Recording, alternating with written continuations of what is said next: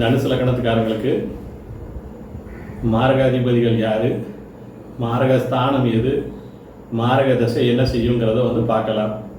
பொதுவாக தனுசு லக்கணம்ங்கிறது உபய லக்கணம்ங்கிற ஒரு வகையை சேர்ந்தது. உபய லக்கணத்துக்காரங்களுக்கு பொதுவாக 7ஆம் இடம் 11ஆம் இடத்துக்குரிய அதிபதிகள் மாரகாதிபதிகளாக ஆவாங்க. அதாவது மாரகாதிபதிகள்னால் அவங்களுடைய தசாப்தி காலங்களில் மரணமோ மரணத்துக்கு சமமான துன்பங்களையோ கொடுக்கறதுக்கு அவங்களுக்கு வலிமை உண்டு. பொதுவாக தனுசு லக்கணத்துக்காரங்களுக்கு புதன் சுக்கிரன் நெருங்கின சேர்க்கை இருக்கக்கூடாது. அதே மாதிரி புதனும் சுக்கிரனும் எந்த ஒரு தீய ஸ்தானங்களில் இருந்து திசையை நடத்தக்கூடாது.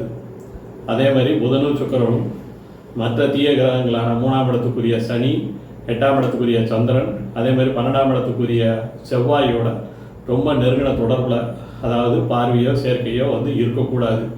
அப்படி இருந்து புதன் தசையோ சுக்கிர தசையோ நடந்தால் அந்த காலகட்டங்களில் ஜாதகருக்கு ஒன்று மரணத்துக்கு சமமான துன்பங்களோ இல்லை மரணமோ சம்பவிக்கக்கூடிய அளவுக்கு துன்பங்கள் ஏற்படலாம்.